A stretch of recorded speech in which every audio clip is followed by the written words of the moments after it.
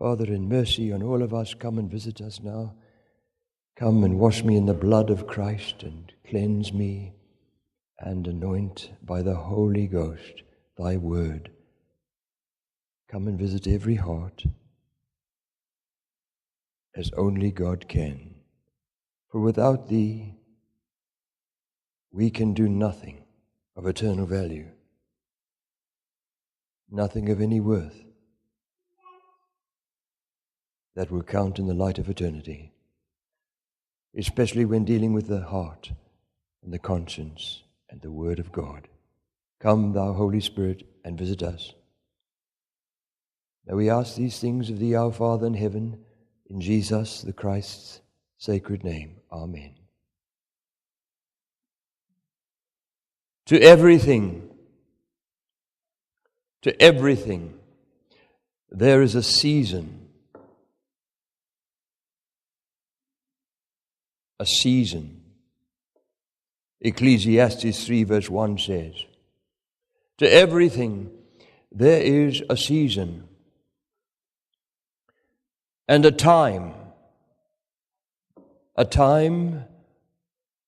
to every purpose under heaven. To everything there is a season and a time. A time to every purpose under heaven. Verse 7, there is a time to keep silent. There is a time to keep silence. And a time to speak. There is a time to keep silence and a time to speak. One of the greatest tragedies that could ever happen in any person's life, one of the greatest tragedies that could ever happen in any person's life is if they do not swiftly learn that most occasions, in most circumstances throughout life, are a time to keep silent. I want to repeat that. One of the greatest tragedies that could ever happen in any person's life is if they do not swiftly learn that most occasions, in most circumstances throughout life, are a time to keep silent. He that hath knowledge spareth his words. Proverbs 17 verse 20. The Bible speaks of unprofitable talk. Unprofitable talk. Job 15 verse 3. A fool is full of words. A fool is full of words. Ecclesiastes 10 verse 14. A fool uttereth all his mind. Proverbs 29 verse 11. In Proverbs 29 verse 20, God condemns a man that is hasty in his words. A man that is hasty in his words. A fool's voice is known by multitude of words. By multitude of words, Ecclesiastes 5 verse 3. The mouth of fools feedeth on foolishness. The mouth of fools feedeth on foolishness. Proverbs 15 verse 14. And then Proverbs 15 verse 2 says, the mouth of fools poureth out foolishness.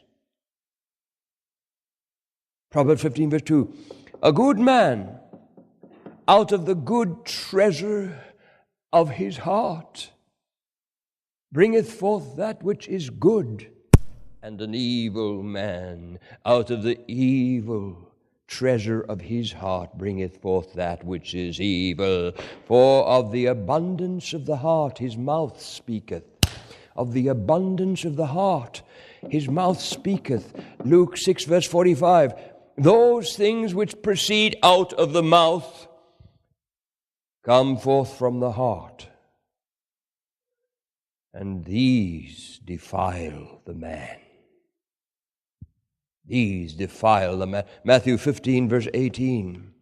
1 Timothy 2, verse 16. Shun, vain babblings. Shun, vain babblings. What does that mean? Worthless talk. Worthless talk. Shun, vain babblings, for they will increase unto more ungodliness.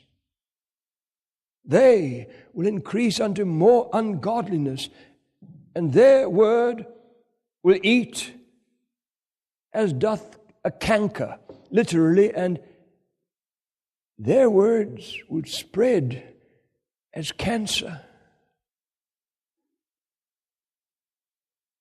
The lips of a fool will swallow him up. The lips of a fool will swallow up himself. Ecclesiastes 10, verse 12. A prating fool shall fall. Proverbs 10, verse 8. Literally, a babbling fool shall be ruined. Ruined, God says. The mouth of the foolish is near destruction. Proverbs 10, verse 14, if he's not careful. But if he isn't, a fool's mouth is his destruction.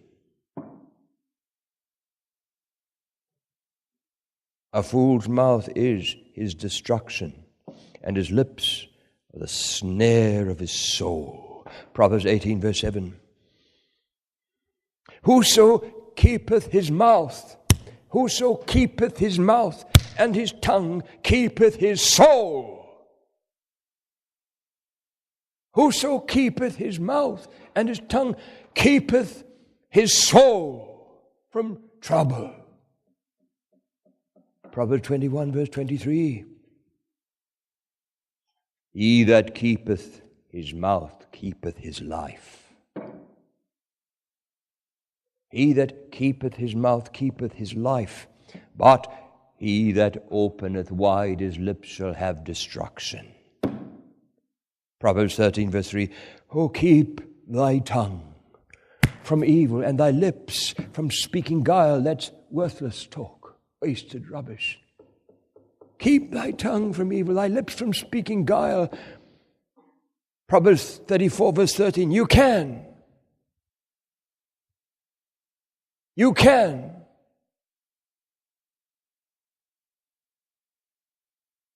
set a watch, O Lord, before my mouth. Keep the door of my lips. Set a watch, O Lord, before my mouth. Keep the door of my lips. Psalm 141, verse 3. I don't know how many times I've prayed that.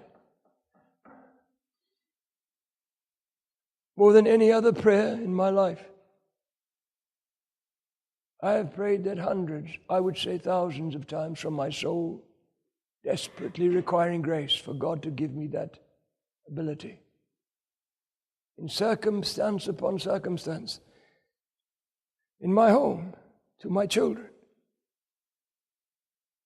I've cried that as things go wrong. As shocks come upon every single family at certain times. I've cried that from my soul. Oh God, please give me the grace right now. Set a watch before my mouth. Keep the doors of my lips where I lose the right for the rest of my life to speak to this child about God. In a way he'll ever listen to me and want what I've got. Oh, set a watch, oh Lord, before my mouth in front of enemies. In circumstance upon circumstance, I've sat there crying from my soul. Nobody knows I'm crying to God. Set a watch. Now, God, please, before my mouth. Keep the doors of my lips in this circumstance. Give me that grace. Psalm 141, verse 3. I am purposed that my mouth shall not transgress. Psalm 17, verse 3, even a fool, when he holdeth his peace, is counted wise. And he that shutteth his lips is esteemed a man of understanding.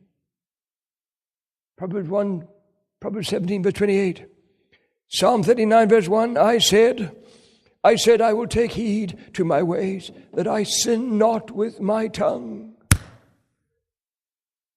I will keep my mouth with a bridle. I will keep my mouth with a bridle.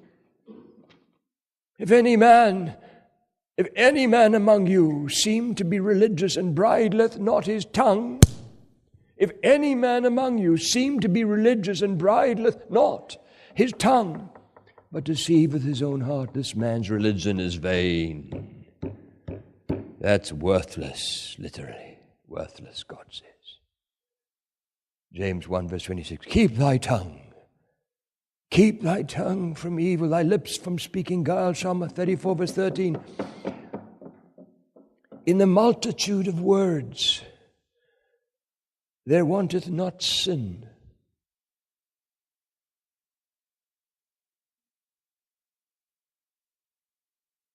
But he that refraineth his lips is wise. Proverbs 10, verse 19. In the multitude of words, God warns. Sin's going to happen. There wanteth not sin. Proverbs 10, verse 9. Suffer not thy mouth to cause thy flesh to sin. Ecclesiastes 5, verse 6. Suffer not thy mouth to cause thy flesh to sin.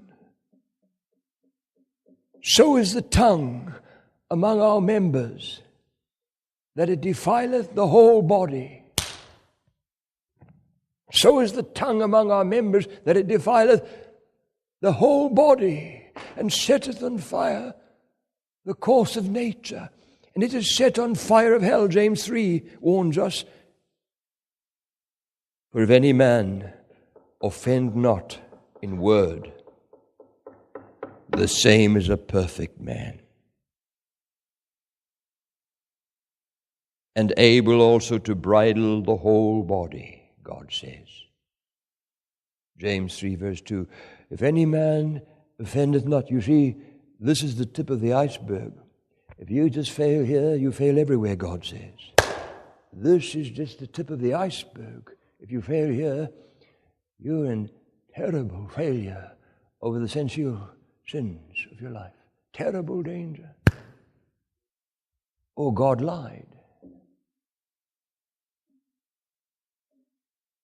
This is the foremost proof of holiness, beloved. Get victory here and you get victory everywhere, God says in his book, again and again. This, suffer not thy mouth to cause thy flesh to sin. If any man offend not in word, the same as a perfect man. Not ultimately perfect. That only happens when you go to heaven. At that moment, not before. Until then, you're growing.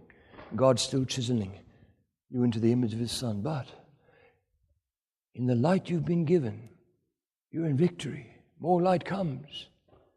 Right through life, the path of the just, those who are rightly related to God, is a shining light that shineth more and more unto the perfect day. There's no such a thing as ultimate perfection until you go to heaven, sir. But there is victory in the light you've been given. As we walk in the light God's given us. As he's in the light, the blood of Jesus Christ, God's Son, cleanseth us. Present continuous tense, from all sin. That is, sins committed in ignorance. Things we don't even know. But as light comes, to him that knoweth to do good and doeth not, to him it is sin. You see, when God refers to Leviticus 16, and the high priest would go and sprinkle the blood for all the people of God once a year, it was for sins, many things, but for sins committed in ignorance. And every single aspect of the Old Testament sacrifices is pointing why Jesus died. For sins committed in ignorance. Now you can live in victory in the light you've been given. And this is what God is speaking. If any man offend not in word, the same as a perfect man. You're living in the light. You've been given a victory. That doesn't make you perfect ultimately, though. But you're in victory. But if you fail here, if any man offend not in word, the same as a perfect man. In the light is given, that is. And able also to bridle the whole body, God says. You're in control. You're able to control. Suffer not thy mouth to cause thy flesh to sin. For in the multitude of words there wanteth not sin. It's coming. You will fail. So is the tongue among our members, that it defileth the whole body. Just this. And setteth on fire the course of nature. It's set on fire of hell. James 3 verse 6 warns. What man is he that desireth life, and loveth many days, that he may see good? Keep thy tongue from evil, and thy lips from speaking guile. Psalm 34 verse 12. 1 Peter 3 verse 10. For he that will love life and seek good days, let him refrain his tongue from evil, his lips that they speak no guile. Proverbs 4 verse 24. Put away from thee a froward mouth, and uncontrolled lips. You can.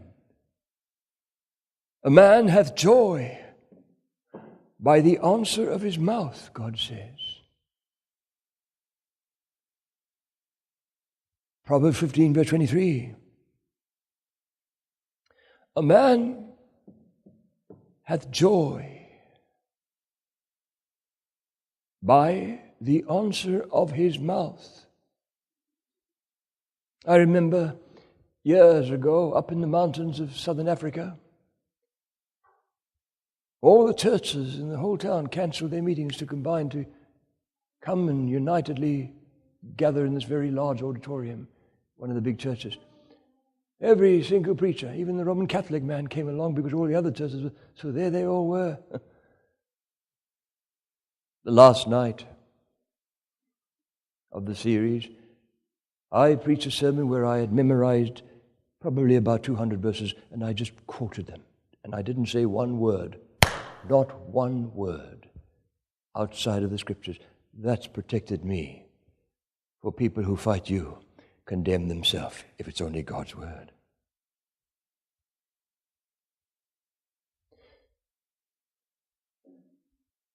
I didn't know it, but in that meeting sat one of the most well-known preachers of Africa and across much of the world.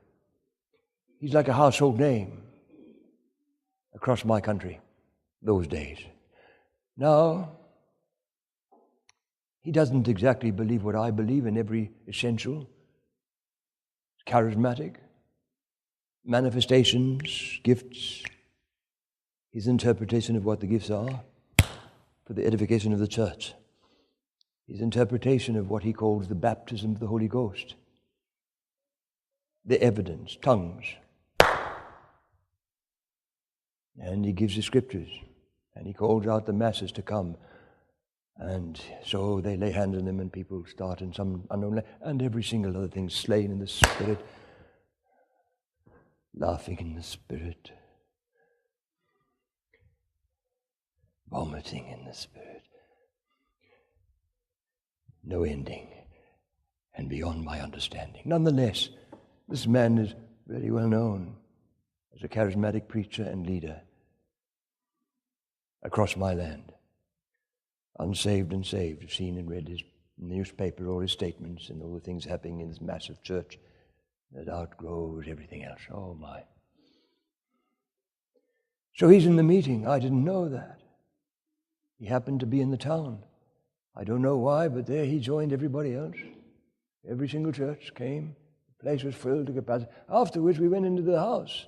Now, up in the mountains, when it's cold up in Africa, you find the kitchen is the biggest room, because that's where a fire is always going. So it's not a small little kitchen. And that's where people gather. They have a big table and chairs everywhere. And people gather in the winter there in the kitchen, fast for fellowship. So after the meeting, the preachers, among other people who were godly influences for the meetings, there was about 40 people, maybe 50, in that room.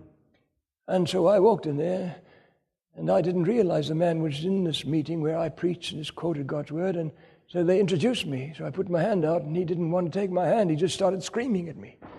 In anger, his veins, and he was angry because everything he stood for as priorities, in order of priority in the Scriptures, every single thing he stood for and fought for from the pulpit and across the country, just with the Word of God, was dismantled as not the priorities.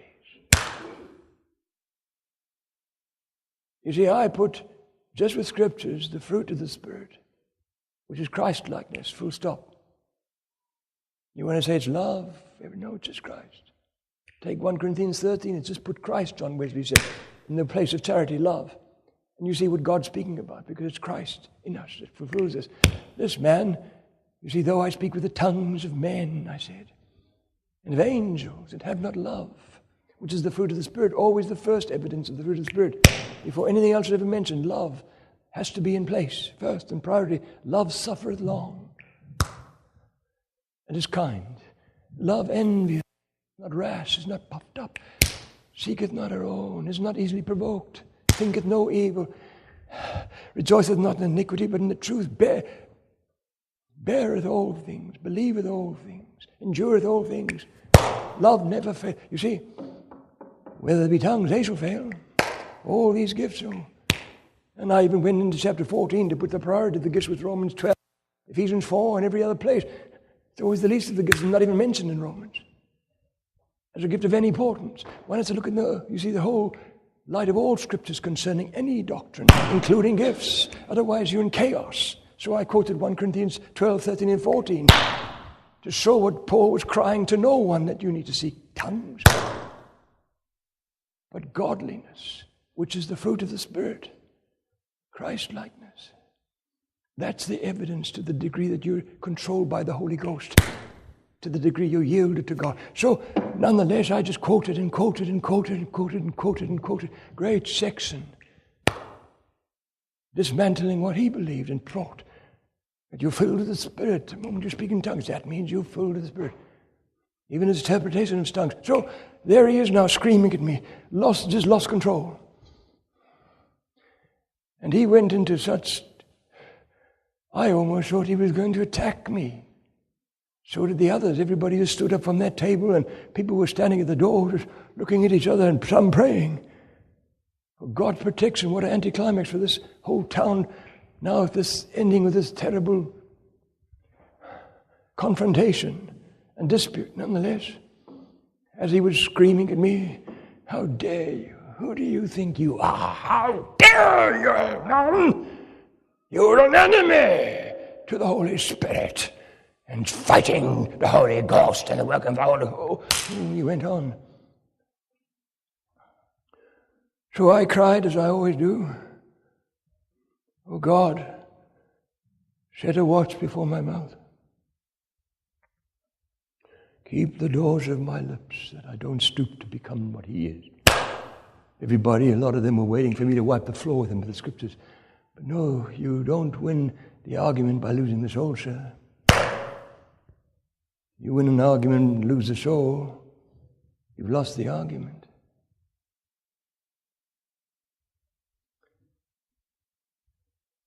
Set a watch, O God, before my mouth. Keep the doors of my lips, God.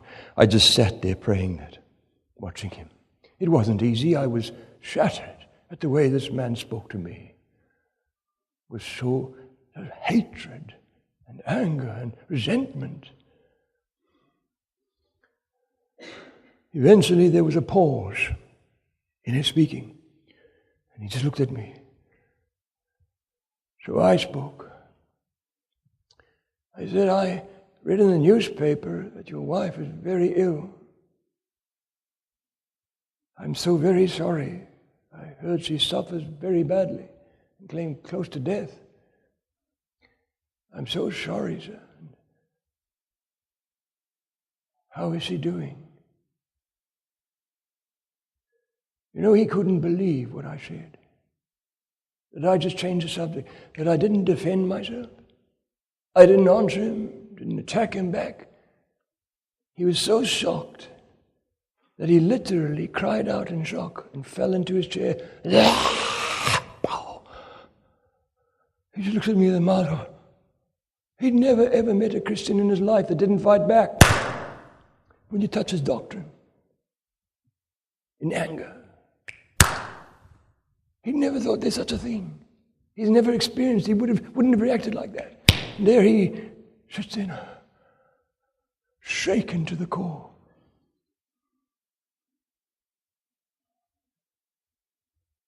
I spoke of other things. He couldn't speak. He looked at me. How is this man possible that he didn't fight me back or defend himself? So then after a while I said, you've got to forgive me, but I have to go because I've got to get up early in the morning to catch my plane, and the car's got to take me back to the airport down there in the big city. And I have to go to my room now. I have to sort things out and have a quiet time, bath, everything else. And I need to leave now, or I'm going to really struggle. For no other reason, I just ask your forgiveness that I need to really go. So please excuse me. So I stood, and he stood. But the way he stood made the entire room stand straight with utter respect.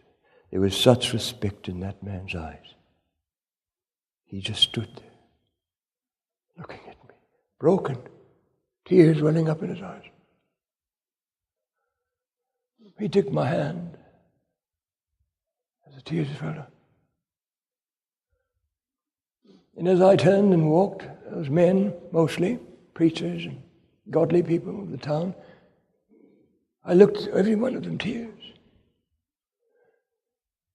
It was touching me. Oh, God bless you, brother. Thank you, brother Daniel. So I walked down the passage to my room, and as I walked, joy welled up in my heart. Not pride that I had done something in my flesh. No. Not my joy that somehow I had done the right thing. You see, the joy of the Lord is your strength. He's not up there, He's in you. And the grief you always experience is failure, 99% through here, which begins and causes most failure. Get victory here, you get victory. Now, on my room, the joy just welled up and I worshiping the Lord. That He gave me grace. God's joy by the Holy Spirit in you just welled up in my, and I was overflowing with joy. The joy of the Lord. A man hath joy by the answer of his mouth. God says. And I experienced it that night. God's joy. And sometimes you find God's grief in you when you didn't pass the exam. In any circumstance, in the school of God,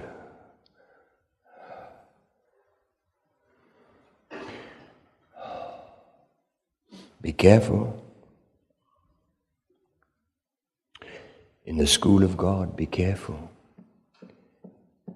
A man hath joy or grief written across his face by the answer of his mouth.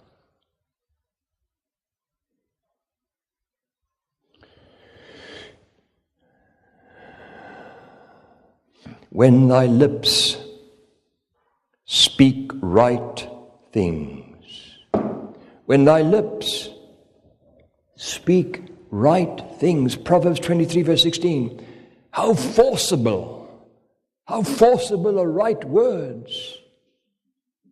How forcible are right words. Job 6 verse 25. A word fitly spoken.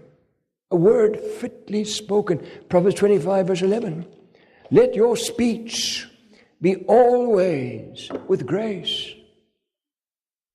God says, let your speech be always with grace.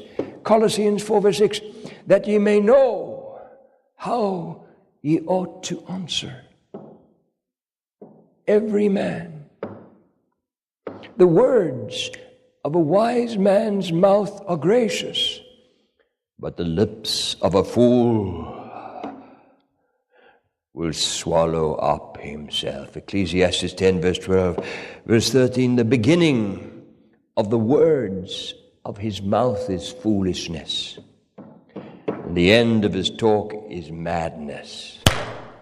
God says, madness.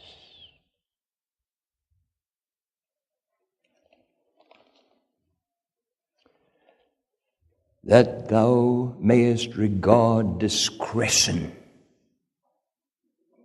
and that thy lips may keep knowledge. Proverbs 5 verse 2. The lips of the righteous know what is acceptable. I want to repeat that. The lips of the righteous, those who are rightly related to God, know what is acceptable. In the lips of him that hath understanding, in the lips of him that hath understanding, wisdom is found. Wisdom is found. Proverbs 10 verse 13. A woman that feareth the Lord, Proverbs 31 verse 30, openeth her mouth with wisdom.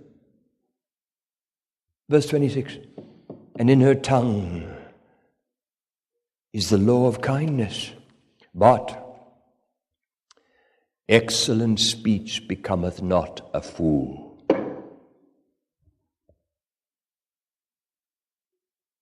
Proverbs 17 verse 7. Proverbs 59 verse 12 warns us of the sin of their mouth. The sin of their mouth. Paul warns us in Romans 6 verse 19. Neither yield ye your members as instruments of unrighteousness unto sin. I want to repeat that. Neither yield ye your members. You see, James 3 verse 5 says, the tongue is a little member, and boasteth great things. Behold, how great a matter a little fire kindleth, and the tongue is a fire, a world of iniquity. So is the tongue among our members, that it defileth the whole body. And the tongue is a little member. And Paul warns us, neither yield ye your members as instruments of unrighteousness unto sin. Thou givest thy mouth to evil. Thou givest thy mouth to evil. Psalm 50 verse 19. Be careful, Christian. Death and life are in the power of the tongue. I want you to think about that, what God's saying in the light of all the scriptures you just heard. Death and life are in the power of the tongue. Proverbs 18 verse 21. Surely the serpent will bite without enchantment, and a babbler is no better. Ecclesiastes 10 verse 11. Their poison is like the poison of a serpent. Psalm 58 verse 4. The tongue is an unruly evil full of deadly poison. The tongue is an unruly evil if it's not controlled by God as a result of your yieldedness and controlled. That's all it means to be filled by the Holy Spirit. The tongue is an unruly evil full of deadly poison. James 3 verse 8. An hypocrite with his mouth destroyeth his neighbor. Proverbs 11 verse 9. The hypocrite with his mouth destroyeth his neighbor. Who's my neighbor? Quite a question in any second.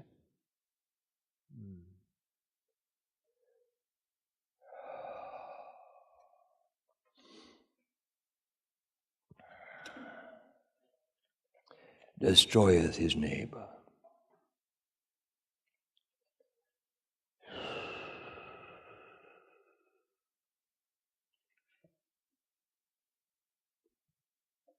You don't have to take a gun, sir, and shoot a man until he lies dead. You don't have to take a knife and stab a man until he's dead. You can destroy him more cruelly with one sentence. I guarantee you. That's all Satan needs. I don't know how many people I've met lying ruined, destroyed, their honor, their credibility, their testimony, their ministry. I don't know how many I've met across this world, in your country. A man in one of the most revered theological seminaries in the world was destroyed by one sentence of two students who took exception to his discipline of them. That man was excommunicated, ostracized. His family threw him out in disgust and shame. He was on the streets, divorced, disowned, dishonored, and destroyed. I don't care what your doctrine is. That man was destroyed.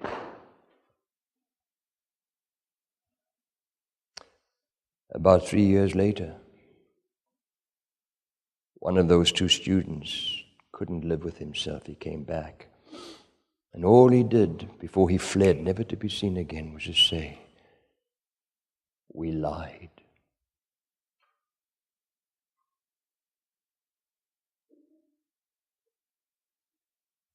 It wasn't the truth.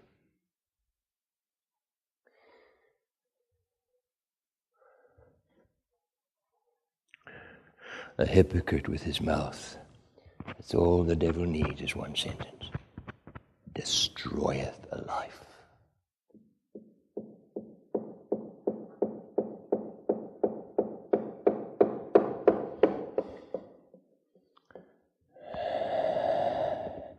Proverbs 16, verse 27, an ungodly man diggeth up evil, and in his lips there is a burning fire. The tongue is a fire, James warns. An ungodly man diggeth up evil. He's got to find something to destroy. He that uttereth a slander is a fool, God says. Proverbs 10, verse 18. Whoso privily slandereth his neighbor, him will I cut off. God says, or God lied.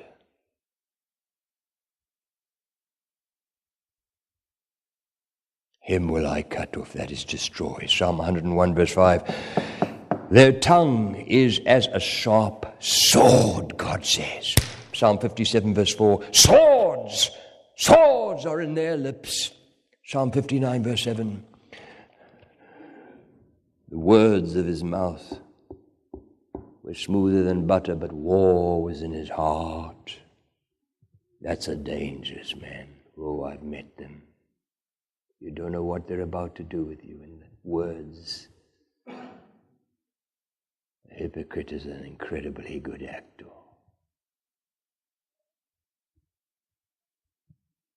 He that hideth hatred with lying lips, God speaks of them. Proverbs 10, verse 18. The words of his mouth were smoother than butter, but war was in his heart. His words were softer than oil, yet were they drawn swords, God warns. Psalm 55, verse 21. He that hideth hatred with lying lips, and he that uttereth a slander, is a fool. He that hideth hatred, you see, God says, he that hateth his brother is a murderer in the New Testament. You can commit murder with one sentence, Christian. if the devil gets hold of your lips and you yield your members to him. He's waiting in every congregation, in every movement. Don't doubt it. He that goeth about as a talebearer, he that goeth about as a talebearer revealeth secrets. Proverbs 20, verse 19. A talebearer revealeth secrets, but he that is of a faithful spirit concealeth the matter. Proverbs 11, verse 13. What does that mean? He that is of a faithful spirit, he that has integrity and is truly godly, conceals it to protect everyone, sir, while he can pray for the person to repent, rather than be destroyed because he's found something out. A talebearer revealeth secrets. Oh, he digs for dirt. The devil will make you find something. Don't worry. But he that is of a faithful spirit doesn't destroy a man if he finds out anything. He conceals the matter. He protects the man rather than destroys him. What I was reading in Brandon's home, 1 Corinthians 13, does not keep a record of other people's sins. No. Oh no, God. He that has integrity, that is.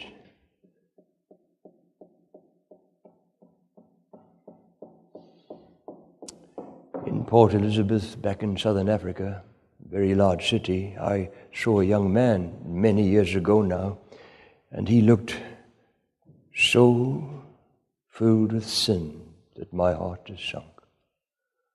As I looked at him with these, I don't know, like a mohawk hairstyle, and there he was, gloating at me. He knew I was a preacher. And so I walked up to him, and I said with a loud voice, and I just found myself broken looking at him, "You need God.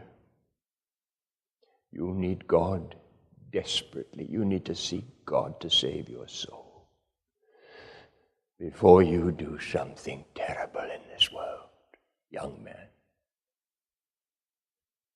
And then they called me. I couldn't say another word. I'd love to have.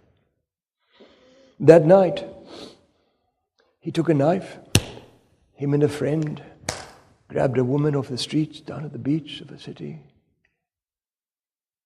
dragged her into the fields, and did the most atrocious things imaginable that sinners would do, who've given themselves over to the devil unreservedly. And then, after their wickedness, they took a knife and stabbed her 24 times, ripping, not just stabbing.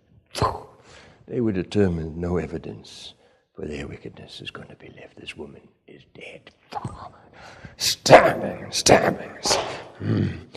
By a miracle, no one can even comprehend. Even medical science was stunned how she crawled, holding her body, inch by inch, screaming in pain. After 2 hours, she got to the street. And of course, cars stopped, people, the ambulance, the police. They took her somehow by medical science that God gave men wisdom. Don't ever attribute it to men. To know how to make a woman in that condition so mauled, so everything they've got to kill. Somehow they helped that woman to survive. After a while of therapy, she was able to speak to the police, and she gave a description. The police didn't have much difficulty knowing who she's speaking about because not all boys are like that, outwardly. So they went. They found these two boys. They put them in the back of the car. And as they were driving, the one policeman said he heard the other one saying to the other, "She can't be alive. No one could survive that. She couldn't be alive. She can't have lived. She must be dead."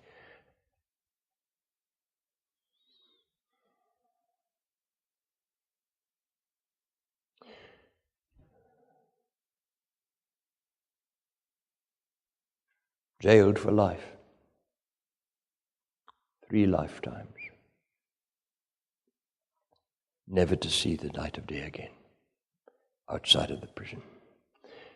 And that woman has written a book, and I've read different interviews she's had and meetings she conducts. I wish she'd bring God into it, though. Nonetheless, I don't judge her. But why do I use such an atrocious, outrageous illustration in this? Well, you think it's any less wicked? I want you to answer God, every single one of you. In the light of all the scriptures we've been reading, only the light of God's word. Do you think it's any less wickedness? What men do with this? They've got to find something. They dig for dirt. Every single thing they've got to, and you still survive. You can't live. You can't be still.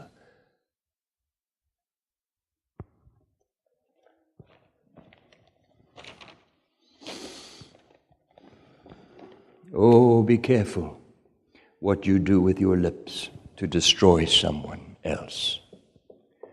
When those men took up stones in anger and indignation and sin, to stone to death a woman who they caught in adultery, they had scriptures justifying now to kill her. But Jesus, as she cast herself at Christ's feet, he shouted with a loud voice to these men as they were casting the stones already, "Let him who is without sin cast the first stone."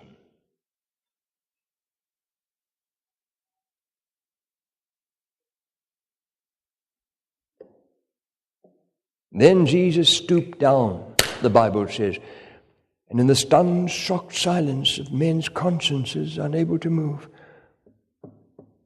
on the ground, on the sand, he began to write with his finger on the ground.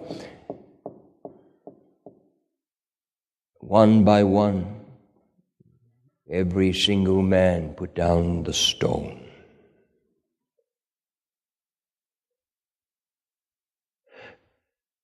And they walked away.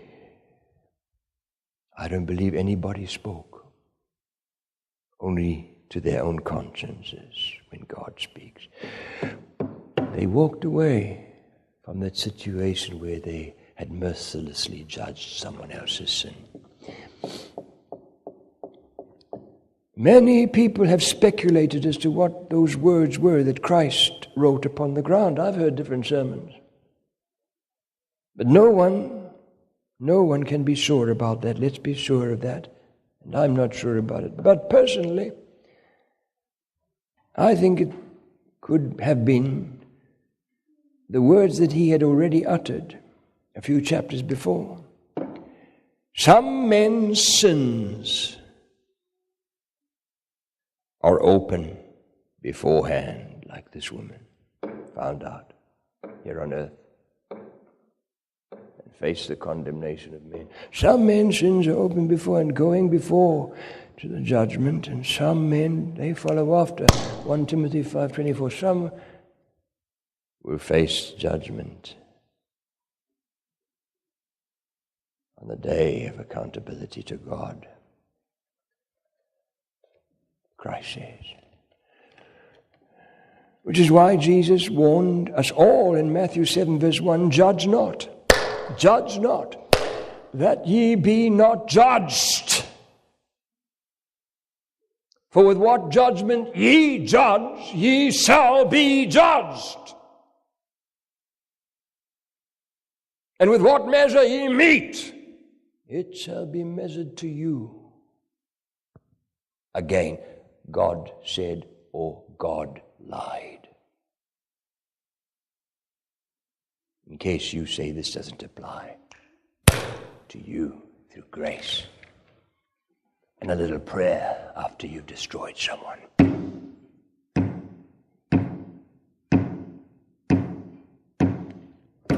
Be careful. Every idle word. Every idle word. Oh, that little statement in the light of all the Scriptures. That men shall utter, they shall give account of on the day of judgment. God said or God lied. You say it's sacrilege to say such things of God. No, it's sacrilege not to say that, not to believe that. God doesn't mince words like we do. Every idle word that men shall utter, they shall give account of on the day of judgment. For by thy words thou shalt be justified, and by thy words thou shalt be condemned. God said. God said. But now we need to be very careful and prayerful as to what to do when people cruelly attack me and try to destroy me. All that hate me whisper together against me. Against me do they devise my hurt. Psalm 41 verse 7. Come and let us smite him with the tongue. Jeremiah 18 verse 18. Literally, come and let us destroy him. What the devil has shown us is all that's needed. The tongue. Come and let us destroy him with the tongue. Jeremiah 18. But, beloved, this is always a time to seek God's grace to keep silence.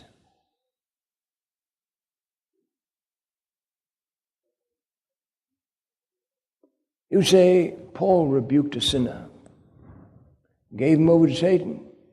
Careful, careful, don't forget the rest of the Scriptures. I'll tell you something, it'll shock you. 99% of every single time, and I've seen it again and again, where a man stood up and condemned publicly and destroyed someone's credibility through it, that person who condemned him was exposed in worse sin and was destroyed without mercy. I mean that. On that alone, I become scared before I open my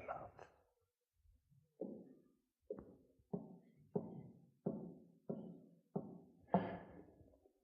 We, beloved, must know that this is a time to seek God's grace to keep silence when people try and destroy you. Say not, I will recompense evil. Say not, I will recompense evil. I will pay back, repay evil. Wait on the Lord, and he shall save thee. Proverbs 20, verse 22. Wait on the Lord, and he shall save thee. Strewn across the pages of the sacred book, you will find that there's the message of the cross, Old Testament and New. Strewn across the pages of the sacred book, you will find there's a message of the cross, but there is also the example of the cross. If you miss that, you miss everything. Old Testament and New. There's the message of the cross, but there's also the example of the cross. Isaiah 53 verse 7, he was oppressed, he was afflicted, yet he opened not his mouth. He's brought as a lamb to the slaughter, and the sheep before her shears is dumb, so he openeth not his mouth. 1 Peter 2 verse 21, leaving us an example that ye should follow his steps. Who did no sin, neither was guile found in his mouth. Who when he was reviled not again. When he suffered, he threatened not, but committed himself to him that judgeth righteously. When men would destroy you, be careful. Leave the fighting to God, beloved. This is the only religion in the entire world where most arguments you win by saying nothing. Don't ever forget that. And you lose by fighting back. It's the only religion on earth.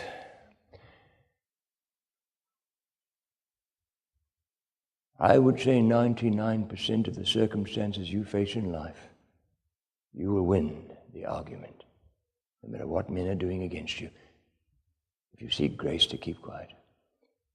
The 1% of the time when you need to speak back is when God the Holy Ghost has given you such wisdom, such a heart, that as you speak, you will destroy your enemy's anger and dismantle him. When men would destroy you, be careful, beloved. Leave the fighting to God. Be still, the Bible cries, and know that I am God. Psalm 46, verse 10. What does that mean? Be still. Silence is the closest you come. Silence, God says. Silence. Know that I am God. I'll deal with this.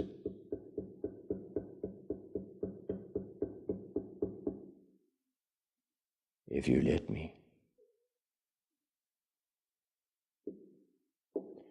Thou shalt be hid from the scourge of the tongue. Job 5, verse 21. Thou shalt keep them secretly in a pavilion from the strife of tongues, the Bible says. Psalm 31, verse 20. In the time of trouble he shall hide me in his pavilion. In the secret of his tabernacle shall he hide me. Psalm 27, verse 5. Thou art my hiding place, O God. Psalm 83, verse 3. You don't have to go back to the house a few miles, hide in a room to find safety. No. You find God. You can be in your hiding place in a crowd. As men try and destroy you, you flee in your heart to God, and you find God protects you in that hiding place. There's a prayer in a song we sing, hide me. Oh, my Savior, hide, till the storm of life is past. Safe into the haven guide. Thou art my hiding place is a wonderful, wonderful concept of Christianity. These things drive us to find God in a way we would never have ever found closeness to Him. Psalm 73, verse 7, verse 3, be thou my strong habitation, whereunto I may continually resort. For thou art my fortress.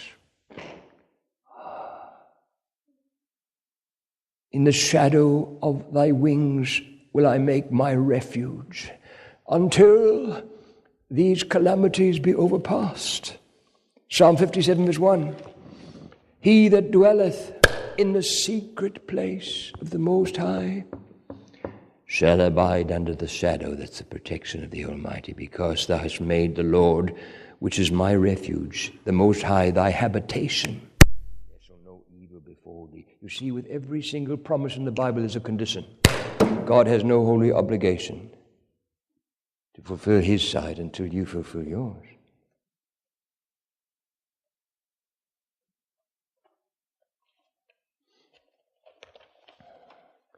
As I flee to my hiding place to seek God's guidance and instruction, I'm always given instruction of how to behave before my enemies who would destroy me.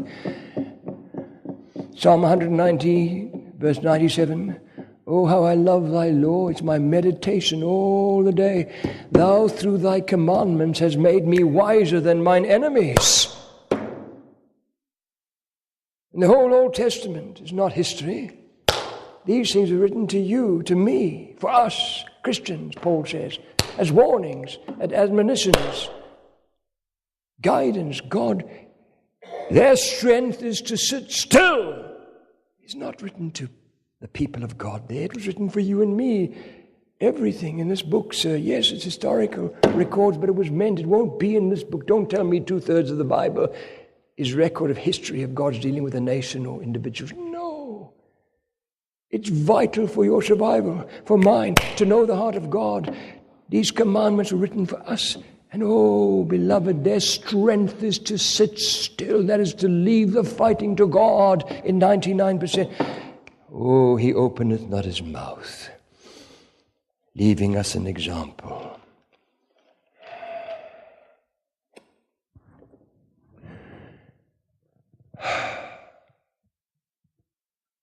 You see, God has given us promises in the Old Testament for right now. He made a pit, God says, digged it, and has fallen into the ditch which he made. Psalm 7, verse 15. His mischief shall return upon his own head. Psalm 7, verse 16. They have prepared a net for my steps. They've digged a pit before me, into the midst of which they are fallen themselves. Psalm 57, verse 6. So shall they make their own tongue to fall upon themselves. Psalm 64, verse 8. He that diggeth a pit shall fall into it. That's literal, but in the light of the rest of the scriptures, I believe God speaking. Without cause they've hid for me a net in a pit which they've digged for my soul. Oh, let that net that he hath hid catch himself into the very destruction that he set before me, let him fall. These are things of the Old Testament. Of course, the New Testament has more light, but these things give you the heart of God. Keep me from the snares which they have laid for me. Let them fall into their own net. You see, there's something here that's fearful.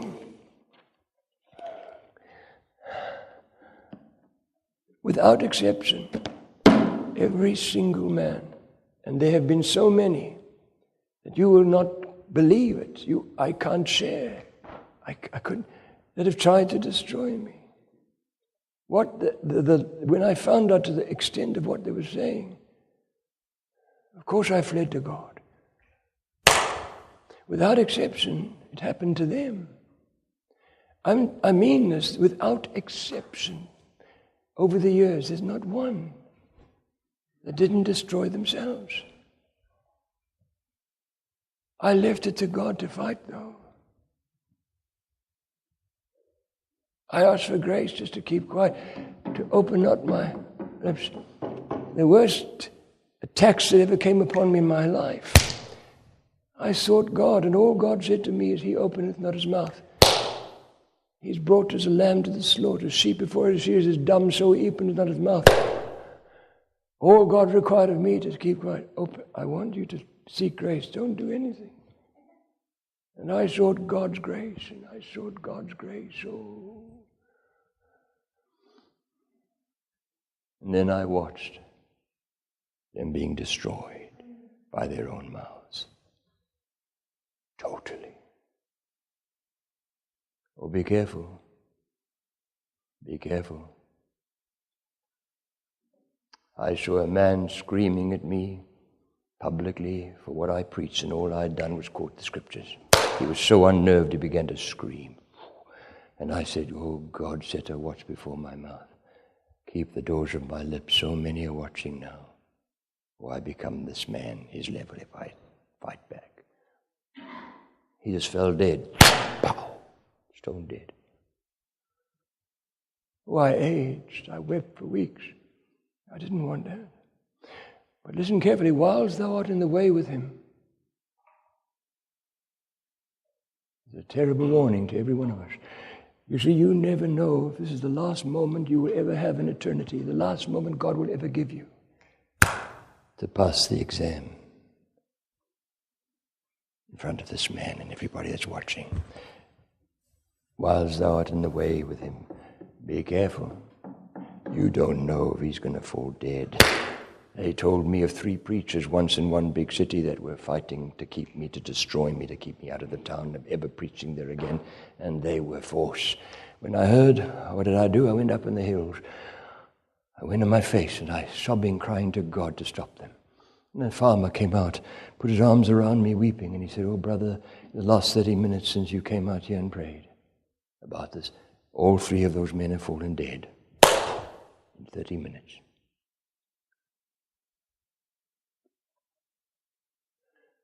I aged a couple of years in the next 2 weeks that happened and said, God, I can't serve thee if this happens to people who try to destroy me. I don't want that. But I did learn something where God says, love your enemies. It isn't just to prove a point.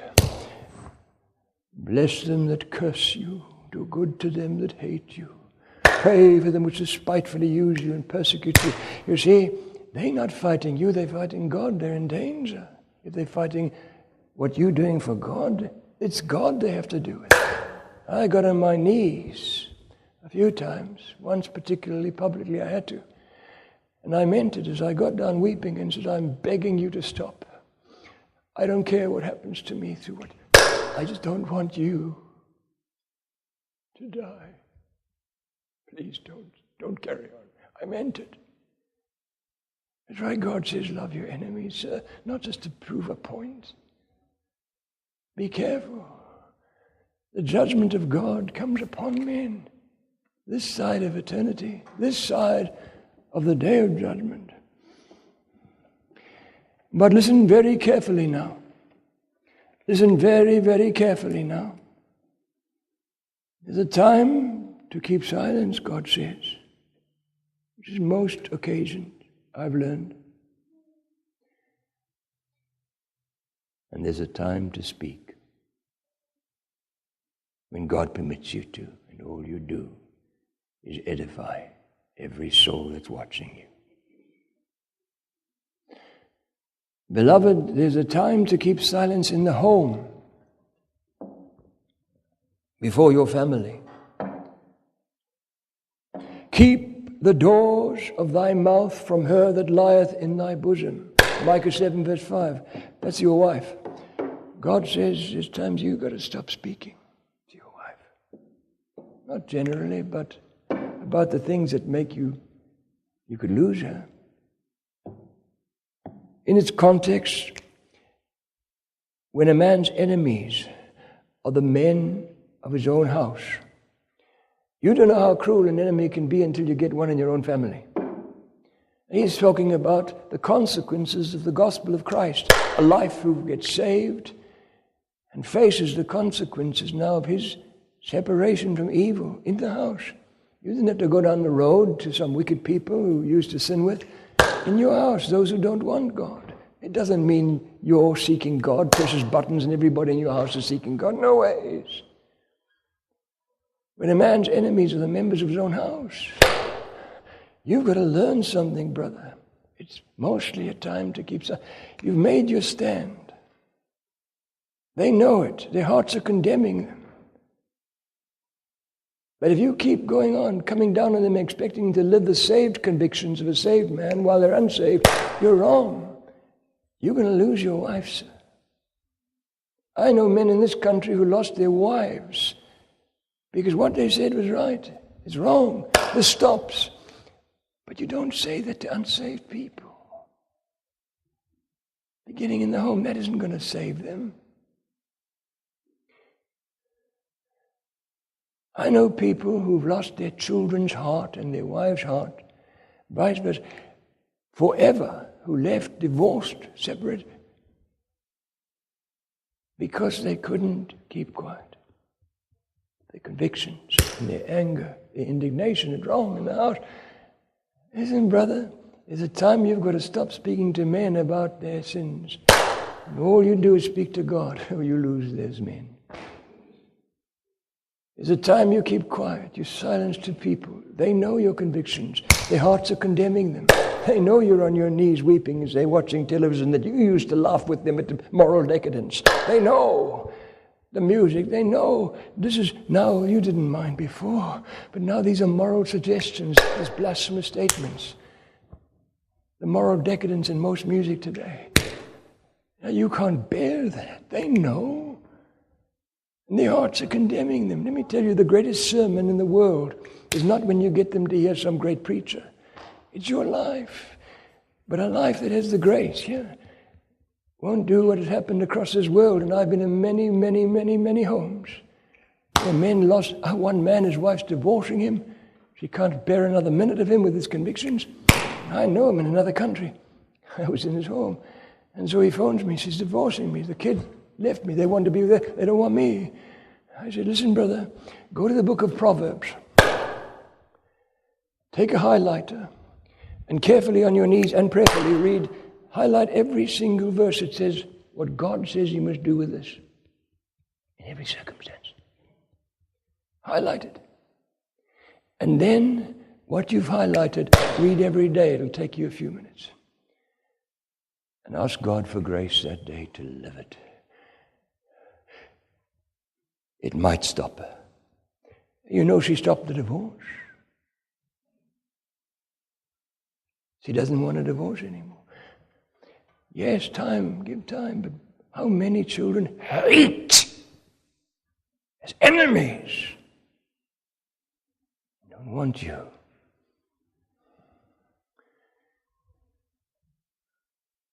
When you didn't listen to God's word as a child of God and ask for grace. No compromise is expected in your life. That would be anathema. You don't have to partake of it. But you don't have to lose everyone. They can be sanctified if you don't throw them away by the saved life. 1 Peter 3, I can give you passages upon passages. Be in subjection to your own husbands, that if any obey not the word, they also may without the word be won by the conversation of the wife, the life of the wife. While they behold your chaste conversation coupled with fear, whose adorning, let it not be that outward adorning of plaiting your hair, wearing of gold, putting on of apparel, but let it be the hidden of the man, of the heart, that which is of a meek and quiet spirit. You win him, don't leave him, and don't drive him before you've got time for God to win him through your life. I'll tell you what, most victory, beginning in the home, is here in Christianity. When your wife opposes you for your godly convictions, you could lose her, sir. Vice versa, lady. You have to seek God for grace. And he'll give it. Always be slow to speak, slow to wrath. James 1 verse 19, especially in the home. It's always in that order. Seek God for the grace to keep quiet before you speak your mind out all the time and get them a habit. Slow to speak, slow to wrath. He that is soon angry, that's quick-tempered, dealeth foolishly, God warns. Proverbs 14 verse 17. He that is slow to wrath is of great understanding. But he that is hasty, is impulsive, short-tempered, exalteth folly. Proverbs 14 verse 29. The discretion of a man deferreth his anger. I love that. And it is his glory to pass over transgressions. That doesn't mean to condone. This your face doesn't condone. But be careful of your words. You could lose them. They will hate you so much if you don't ask God for grace. You see, Proverbs 15 verse 1 says, a soft answer turneth away wrath, and I tell you it works. Home upon home. Seek God for that grace and he'll give it to you, but you've got to want it in a way that he will give it to you. A soft answer always will turn away wrath, sir, but grievous as harsh words stir up anger. You don't want to do that and lose your family, do you? Answer God. Answer God. If I have wounded any soul today, if I have caused one foot to go astray. If I have walked in my own willful way, O Lord, forgive. If I have uttered idle words, O vain, if I have turned aside from want or pain,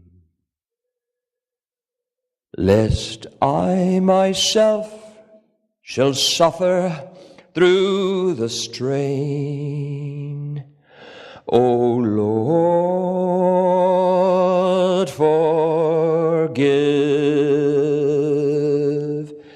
If I have been perverse or hard or cold,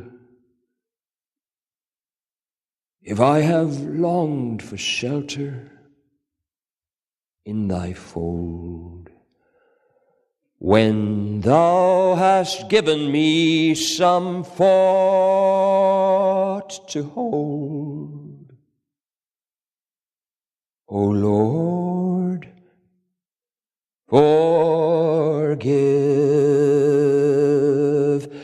Forgive the sins I have confessed to thee. Forgive the secret sins I do not see. And guide me, love me, and my keeper be, O Lord. Forgive.